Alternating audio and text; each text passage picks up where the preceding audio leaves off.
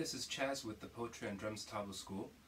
It's early August, and we've got a lot of students starting in the fall, so I thought this would be a good time to go over the basics of taking care of a tabla set for people who have probably never had one before in their lives. So here's a rental set right here. Let's just go ahead and unpack it and see what we've got.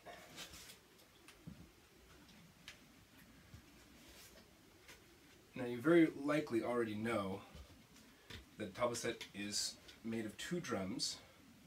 The one over here we call the daya, this one we call the baya, and that just means left and right. And even if you're a left-handed tabla player and you have it like this, we're still going to call this one the daya, and we're still going to call this one the baya.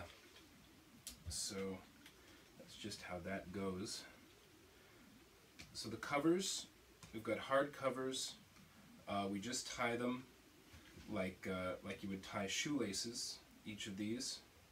You just tie it one knot here, one knot on the other side. An important thing about this, you see that there's one side that's very attractive and fancy, one side that's just plain.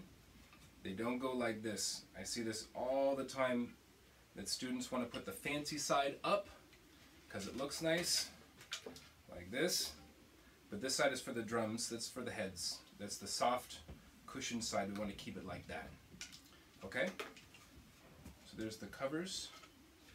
We have the rings. Sometimes you'll find the rings will have a sort of a taller edge on one side to keep the drums from rocking too much. So check the rings, and if it has one of those pronounced top edges, then just put that edge up, and then the flatter side will be on the bottom. These ones don't, they're just normal.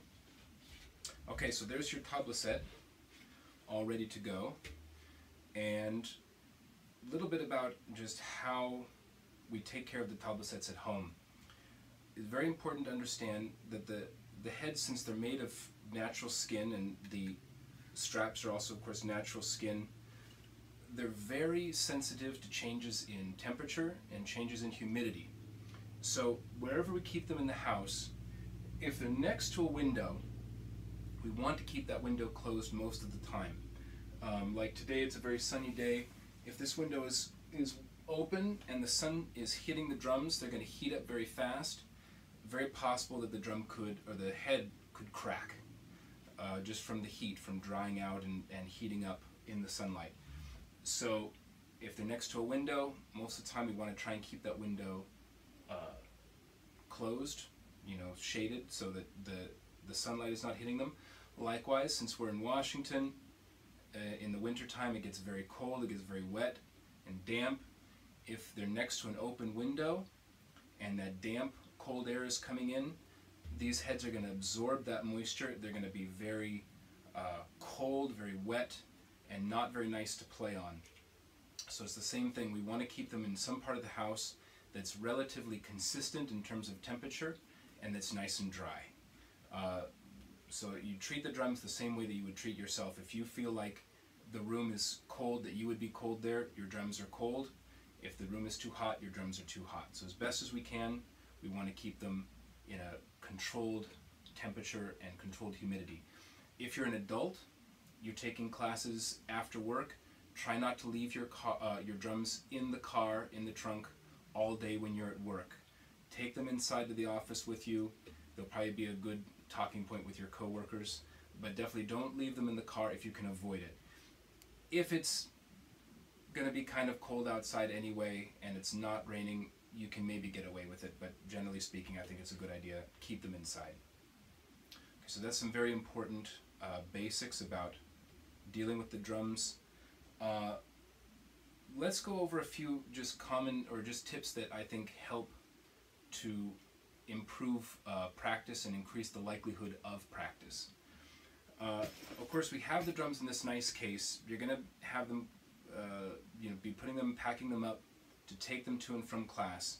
But what we don't want is for the drums to come home and stay put in this case. Best thing to do is find a place in the house where these drums can be out all the time. Once you get home from a class, get the drums out, and have them ready to play. Drums that are in a bag are not going to get played on. We don't want it to be a big operation. Every time we practice, get the drums out, have them set up. Those sort of hurdles make it less likely that we're going to practice on a regular basis. Much better to have the drums out. You can just keep them covered like this, and don't tie the covers on either, unless if you're traveling. Just have them on so that the drums are protected from something that's going to hit them, something that might drop. Even easier, and I think even nicer sometimes, is just use a shawl like this one. Just throw a shawl over them. They look kind of, I think they look really nice this way. They're all protected from dust. You can even actually practice. You can practice through the shawl, and especially for adults, if you're living, or for any family that matter that might be living in a condo, or a townhouse or someplace where you have neighbors right next door. This is sometimes a good way of practicing to limit the amount of noise, or if you only have time to practice late at night, this is a good way to limit excess noise. But it also is sometimes just a fun way of practicing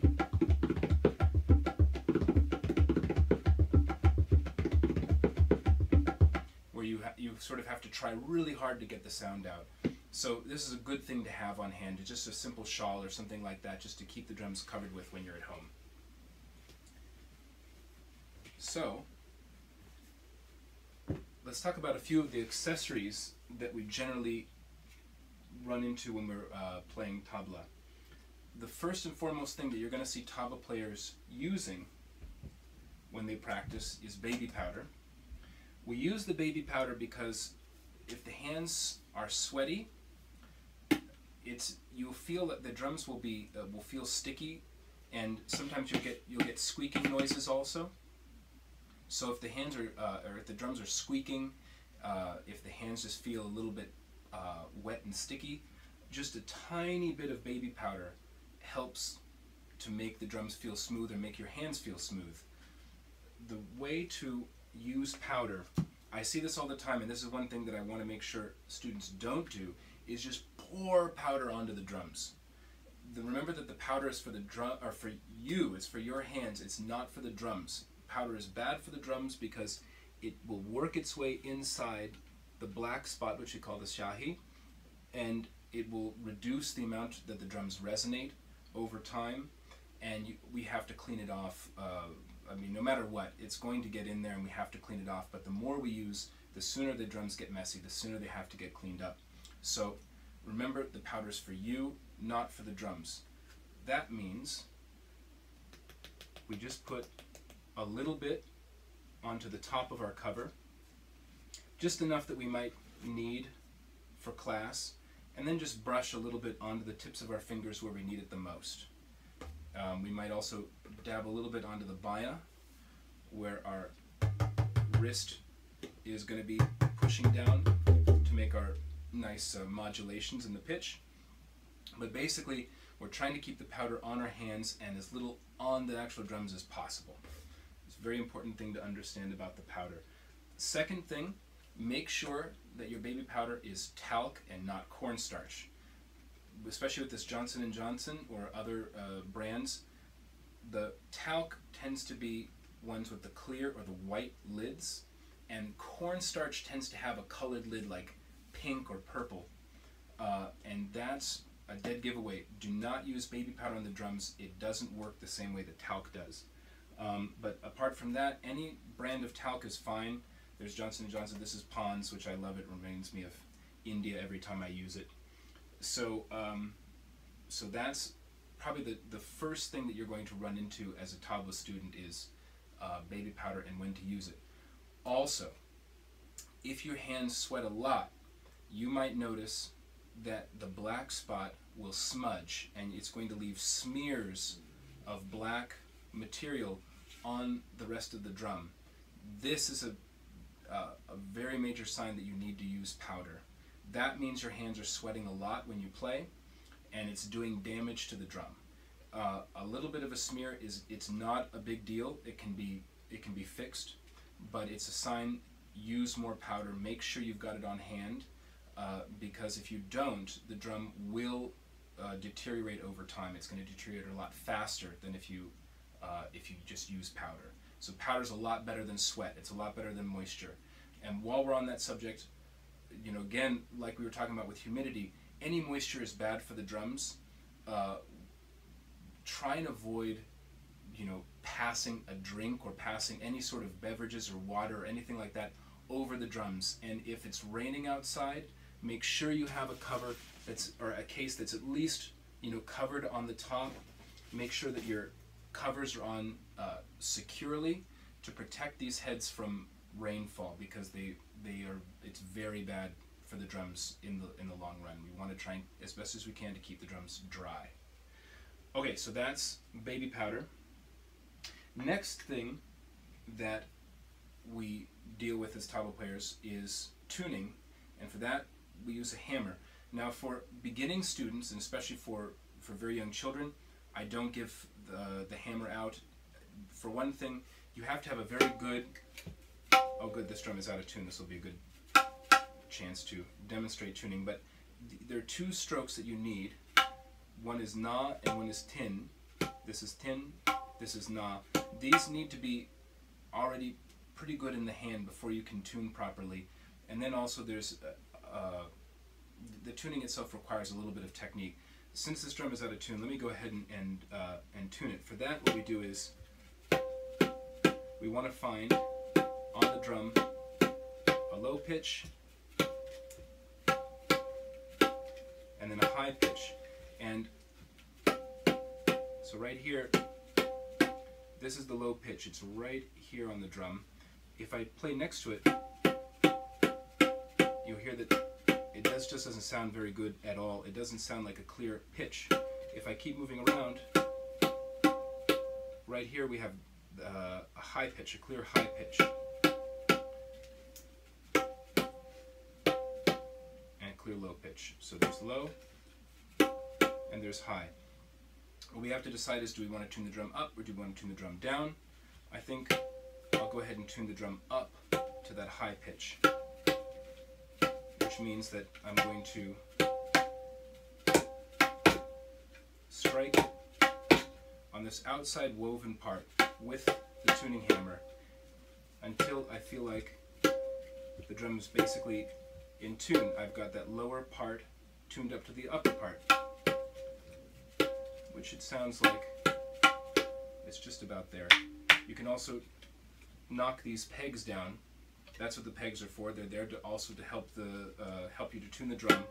But I think that's about all it took. I think that's close enough.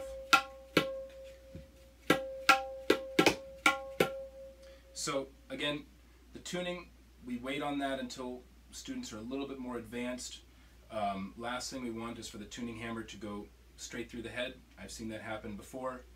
It's not that hard to do, to make that mistake. So we're going to wait a little bit, learn a little bit more about technique.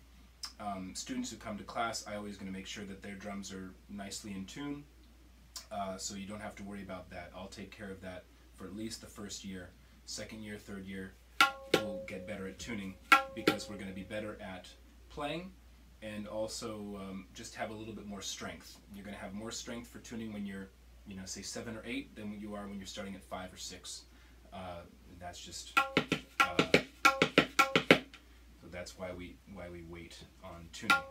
So your rental set may not come with a tuning hammer. If you bought a brand new set and has a tuning hammer, maybe just keep it aside for a little while until you know how to use it properly. On the baya, we can do the same kind of tuning. We can use the hammer and go around the top of the drum and increase the pitch. And it doesn't have to be tuned very precisely.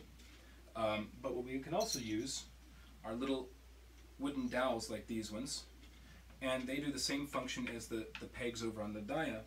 They will lift the pitch. You'll see some people will put these dowels all the way around the drum. I tend to just keep mine in the back of the drum, where if we're playing well, we're applying all of our pressure and we're stretching the skin out, especially from the back of the drum. and I like to pull this side down so that this woven part, which we call the gajra, doesn't rub against the wrist. So what I'll do is I'll just take a couple of these dowels and I'll put them in. It doesn't matter too much unless if I might look around and say, well, one spot on the drum is lower than another. Often it's not very clear. On this drum it doesn't seem very clear where it is. But so I'll put this dowel underneath two of these straps and just pull it down.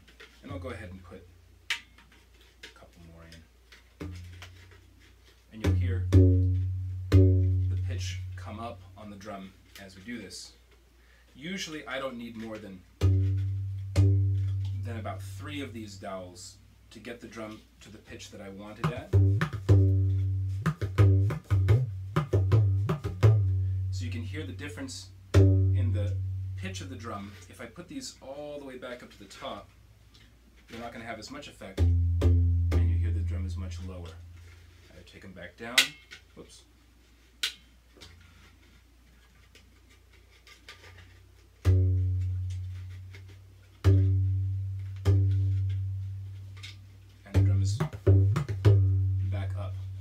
So over time, the drums will loosen up. This is, the way we keep the drums at their optimal tension so that they sound their best.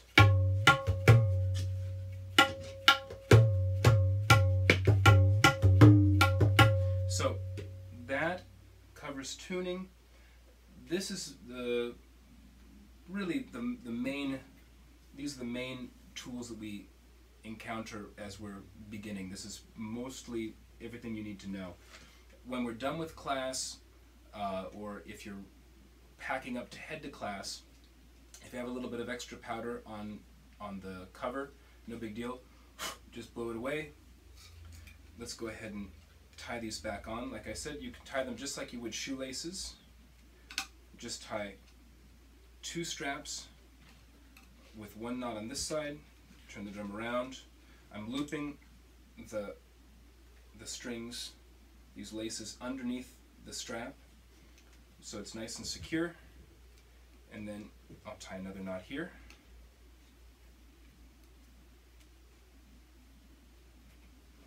And then do the same thing on the baya. If the laces are too short to make a good shoelace style knot, you can just tie 2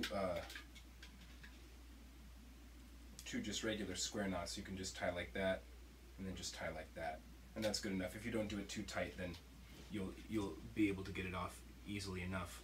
Alright, so the drums are nice and covered. When we pack them back up, we can just pack them the very same way as we have them set up to play. So the rings on the bottom, die on the left, die on the right.